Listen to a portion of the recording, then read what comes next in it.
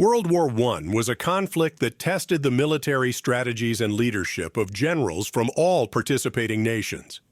Among the prominent figures, Joseph Joffre, the French commander-in-chief during the early stages of the war, played a pivotal role in shaping the initial defense of France. Known as Papa Joffre for his calm and composed demeanor, he was instrumental in organizing the French military during the critical moments of the war, particularly during the Battle of the Marne, which halted the German advance into France. Joseph Joffre was born on January 12, 1852, in Rivesaltes, a small town in the Pyrénées-Orientales region of France. He came from a modest background and showed an early interest in engineering and the military. He was accepted into the prestigious École Polytechnique in 1870, and after graduating, he joined the military as an engineer. His career began with work on fortifications and colonial expeditions, including a stint in Indochina and later in Madagascar, where he successfully led French forces in consolidating colonial power. Joffre's reputation for being methodical, diligent, and disciplined grew during these early years, and he steadily rose through the ranks. By the time he returned to France, he had gained invaluable experience in logistics, leadership, and organization, qualities that would serve him well when the looming threat of war in Europe became a reality. In 1911, Joffre was appointed chief of the General Staff of the French Army, effectively making him the commander-in-chief of French forces. His appointment came at a time of rising tensions in Europe, as alliances and military preparations were intensifying. Joffre was charged with preparing the French army for a possible conflict with Germany. He undertook a massive reorganization of the French military, emphasizing the importance of morale, offensive strategies, and modernized tactics. Joffre's military doctrine, known as Plan 16th, reflected the French belief in the power of the offensive. The plan called for rapid and aggressive attacks into German territory in the event of war, with the goal of reclaiming the provinces of Alsace and Lorraine, which France had lost to Germany in the Franco-Prussian War of 1870–71. Joffre believed that French élan, fighting spirit, would be enough to overpower the enemy.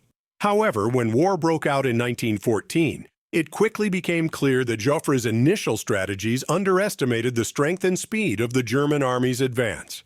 When Germany declared war on France in August 1914, they implemented the Schlieffen Plan, a strategy that called for a rapid invasion of France through Belgium. The plan aimed to encircle and defeat the French army quickly, before turning east to face Russia. Joffre, initially caught off guard by the speed and intensity of the German advance, quickly realized that his plan decisive would not suffice. In the early weeks of the war, French forces launched attacks in Alsace and Lorraine, but these were repelled by the Germans.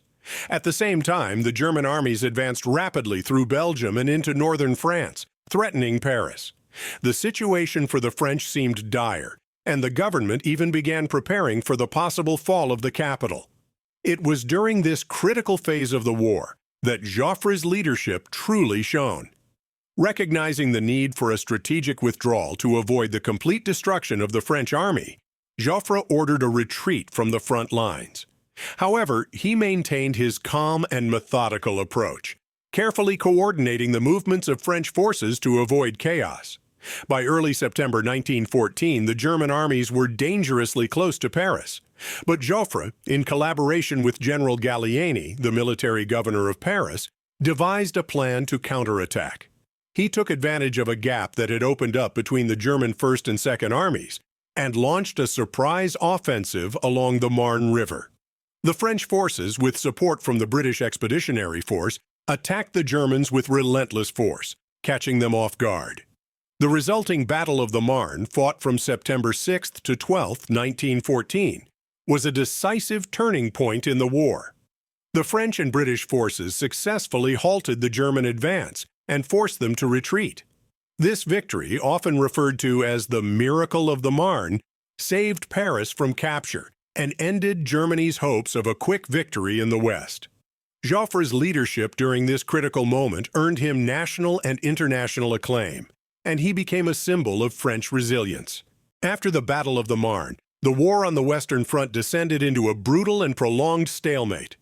Both sides dug in along a line that stretched from the North Sea to the Swiss border, marking the beginning of trench warfare.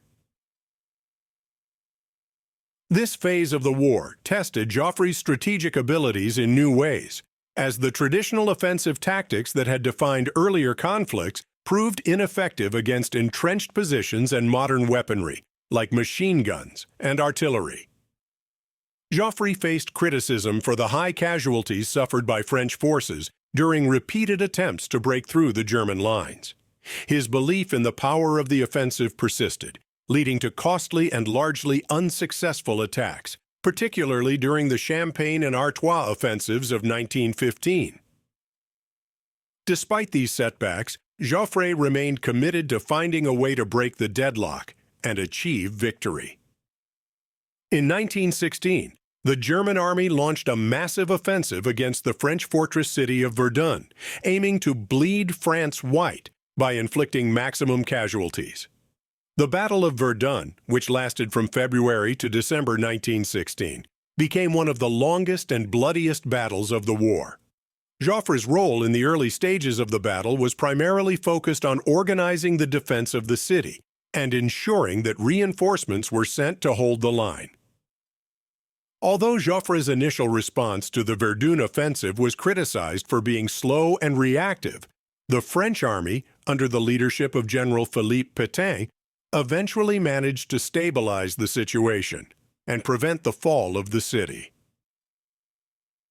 Verdun became a symbol of French determination and endurance, though the immense toll it took on the French army contributed to growing discontent with Joffre's leadership.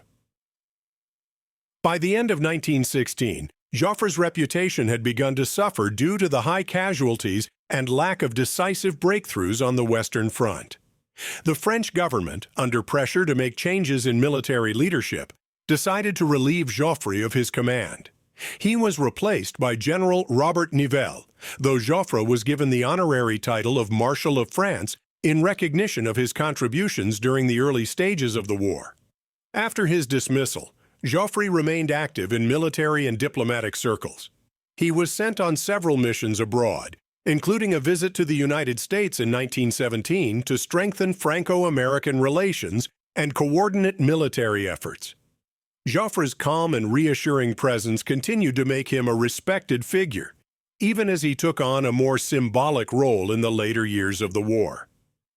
Joseph Joffre's legacy is closely tied to the early phase of World War I, particularly the Battle of the Marne, which is often seen as his crowning achievement. His ability to remain composed under pressure and his decisive actions during the critical moments of the war earned him a place in history as one of France's most important military leaders. Despite the criticisms of his later leadership and the challenges of trench warfare, Joffre's contributions to the defense of France were significant. He helped prevent the collapse of the French army during the most dangerous phase of the war and played a key role in setting the stage for the eventual Allied victory. Joffre passed away on January 3, 1931, but his legacy as the savior of France during World War I continues to be remembered and celebrated. His statue in Paris and numerous memorials across France serve as lasting reminders of his leadership during one of the most challenging periods in the country's history. Thank you for watching our video on the life and military career of Joseph Joffre, the commander who helped shape France's defense in World War I. If you enjoyed this deep dive into his legacy and the crucial battles he fought, please leave a like and subscribe to our channel for more historical insights. Feel free to share your thoughts in the comments below. And stay tuned for more stories of remarkable figures from history with Heroes Historia.